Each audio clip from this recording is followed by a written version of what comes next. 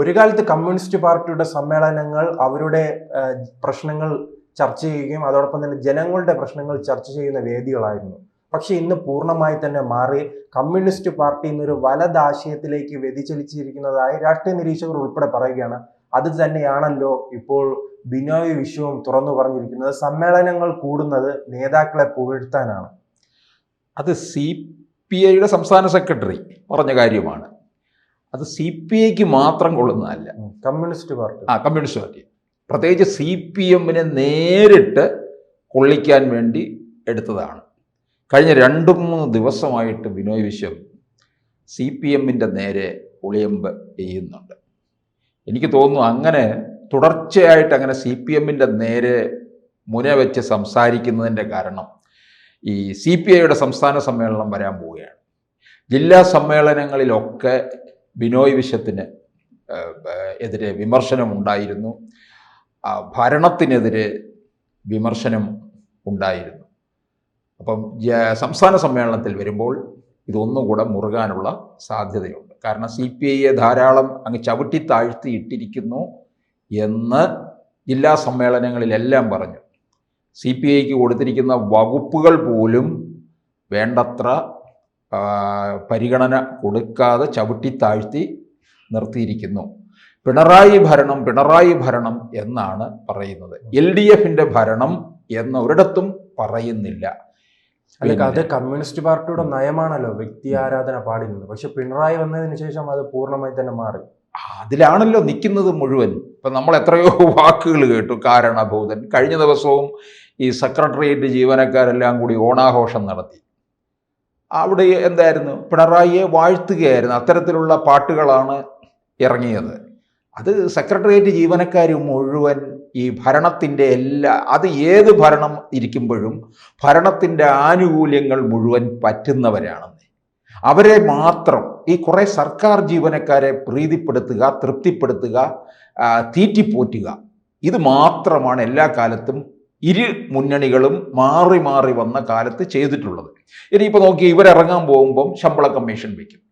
ശമ്പള കമ്മീഷൻ വെച്ച് പുതിയ സ്കെയിലും ഒക്കെ വന്ന് എല്ലാം ആക്കിയിട്ട് ഇറങ്ങും. മുഴുവൻ സർക്കാർ ജീവനക്കാരുടെയും പെൻഷൻകാരുടെയും പിന്തുണ ഇവർക്ക് ലഭിക്കുകയും ചെയ്യുമെന്നുള്ളതാണ്.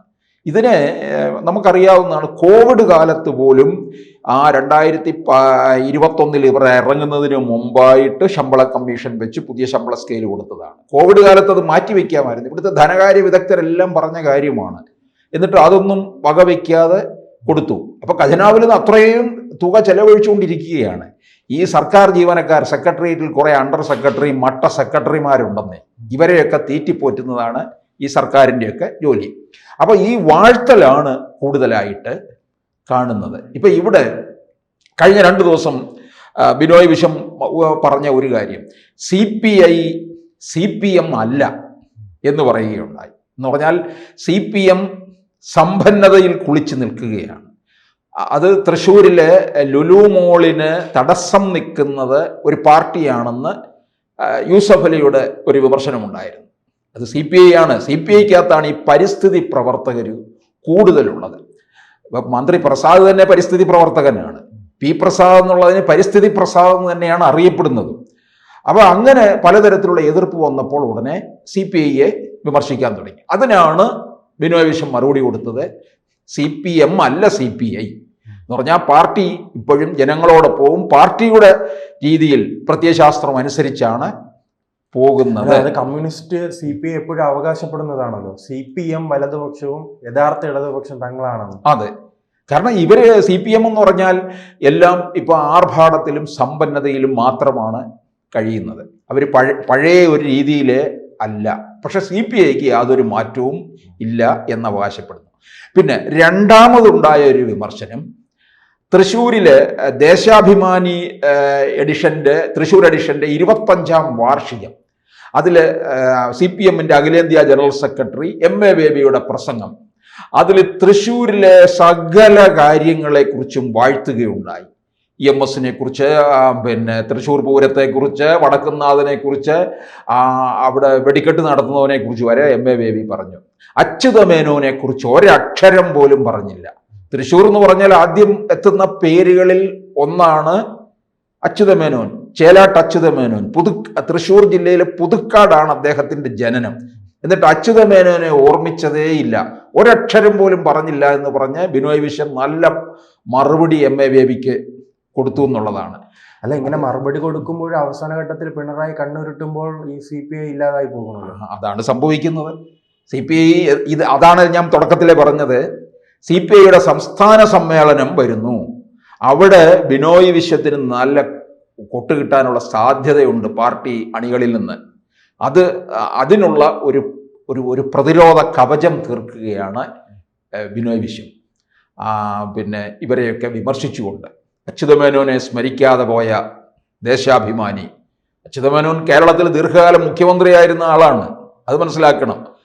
CPIയിൽ നിന്ന് മുഖ്യമന്ത്രിമാരുണ്ടായിട്ടുണ്ടല്ലോ, അച്യുതമേനോനും PK വാസുദേവൻ നായരും ഒക്കെ. ആ CPI ആണ് ഇപ്പോൾ സകല പ്രതാപവും നഷ്ടപ്പെട്ട് ഇങ്ങനെ നിൽക്കുന്നത്. അതിപ്പം CPMന്റെ പിന്നെ കാൽക്കീഴിൽ കിടക്കുന്ന ഒന്നായി മാത്രമാണ്. CPIക്ക് വളർച്ച ഇല്ലാതെ വരുന്നു. ഇപ്പം ഞാൻ ചോദിച്ചോട്ടെ, ഇത് പാർട്ടി സമ്മേളന നേതാക്കൾക്ക് ജയ പാടാനല്ല എന്ന് ബിനോയ് വിശ്വം പറയുന്നത് പിണറായിക്കിട്ടൊരു കുത്തു കൊടുത്തുകൊണ്ടാണ്. പിണറായിയെ വാഴ്ത്തുകയല്ലേ. നമുക്കറിയാം P ജയരാജനെ വാഴ്ത്തിയപ്പോൾ എന്താണ് പറഞ്ഞത് അല്ലേ? കണ്ണൂരിലെ ചെന്താരകം എന്നൊക്കെ പറഞ്ഞ് അദ്ദേഹത്തെ വാഴ്ത്തിയപ്പോൾ അതിനെതിരെ VSനെ അനുകൂലിച്ചുകൊണ്ട് ജനങ്ങൾ മുദ്രാവാക്യം വിളിക്കുമ്പോൾ അത് സഹിഷ്ണുതയോടുകൂടി കേൾക്കാൻ ഇന്നേ വരെ പിണറായി വിജയന് സാധിച്ചിട്ടില്ലല്ലോ. കോട്ടയത്തെ സമ്മേളനത്തിലല്ലായിരുന്നു ജനങ്ങൾ VS പ്രസംഗിക്കുന്നതിന് മുമ്പും പ്രസംഗിച്ച് കഴിഞ്ഞും കൈയടിച്ചും ആരവത്തോടും കൂടി VSനെ എതിരേൽക്കുന്നു, VSന് ജയ് വിളിക്കുന്നു. പിണറായി എഴുന്നേറ്റിട്ടും ആ ജയ് വിളി അവസാനിക്കുന്നില്ല. പിണറായി അരിശം കൊണ്ട് അടങ്ങാൻ കഴിയുന്നില്ല. പറഞ്ഞതെന്താണ്, പിന്നെ ഒരു നല്ല മഴ സമയവും കൂടിയായിരുന്നു. ഉഷാ ഉതുപ്പിൻ്റെ ഗാനമേളയല്ല ഇവിടെ നടക്കുന്നത്, ആടിപ്പാടാൻ എന്ന് പറഞ്ഞുകൊണ്ട് സദസ്സിലേക്ക് വളരെ രൂക്ഷമായിട്ട് സംസാരിച്ചു എന്നുള്ളതാണ്. കാരണം VSന് അത്രയും ജനപ്രീതി കിട്ടുന്നതും VSനെ ജനങ്ങൾ നെഞ്ചേറ്റിലാളിക്കുന്നതും പിണറായിക്ക് ഏറ്റെടുക്കുക അതങ്ങോട്ട് ഉൾക്കൊള്ളാൻ കഴിയുന്നില്ല എന്നുള്ളതാണ്. അതേ പിണറായി തന്നെ ഇപ്പോൾ ഇവരുടെയൊക്കെ പലരുടെയും സ്തുതിപാഠകന്മാരുടെ എല്ലാം സ്തുതി വചനങ്ങളിൽ പിന്നെ ലയിച്ചങ്ങനെ കഴിയുന്നതാണ് നമ്മൾ കണ്ടുകൊണ്ടിരിക്കുന്നത്. ഇപ്പം CPIയിൽ അങ്ങനൊരു സ്തുതിപാടൽ ഇല്ല, CPIക്കാരങ്ങനെ നടത്തുന്നൊന്നുമില്ല. അല്ല, പക്ഷേ ബിനോയ് വിശ്വത്തിനെതിരെ വലിയ വിമർശനം നിലനിൽക്കുന്നു. വിമർശനമുണ്ട്, പക്ഷേ ഇപ്പം ബിനോയ് വിശ്വത്തെ പ്രകീർത്തിച്ചുകൊണ്ടൊന്നും പാർട്ടിയിൽ നിന്നും അല്ലെങ്കിൽ അണികളിൽ നിന്നും ഒന്നും ഉണ്ടായിട്ടില്ല. പാർട്ടിയിൽ ആരെയും തന്നെ അങ്ങനെ യഥാർത്ഥത്തിൽ ഇവരെയൊക്കെ വേണം സ്തുതിക്കേണ്ടത്. പിന്നെ ഇതെനിക്ക് മനസ്സിലാക്കാൻ കഴിഞ്ഞിട്ടുള്ളത്, ഇത് CPMനിട്ടുള്ള പിണറായിക്കിട്ടുള്ള ഒരു കൊട്ടായിട്ടാണ് കാണുന്നത്. കാരണം നേരത്തെ പറഞ്ഞ ഒരു കാര്യമുണ്ട്, പാർട്ടി ജില്ലാ സമ്മേളനങ്ങളിൽ ഇത് LDF ഭരണമാണ്, പിണറായി ഭരണമല്ല. പിണറായി ഭരണം എന്നുള്ള ലേബലിലാണ് അറിയപ്പെട്ടുകൊണ്ടിരിക്കുന്നത്. അത് മാറ്റണം എന്ന് CPI ആവശ്യപ്പെടുന്നുണ്ട്. അപ്പം CPI കമ്മ്യൂണിസ്റ്റ് പാർട്ടി ഒരിക്കലും ഇത്തരത്തിലുള്ള ജയ് വിളികളിൽ അല്ല, പാഠകന്മാരായി മാറാൻ പാടില്ല. സ്തുതിപാടൽ അവിടെ ഇല്ല എന്നുള്ളതാണ്. കൂടുതൽ വാർത്തകളും വിശേഷങ്ങളും നിങ്ങളിലേക്ക് എത്താൻ ABC മലയാളം സബ്സ്ക്രൈബ് ചെയ്യുക, ബെൽ ബട്ടണും അമർത്തുക.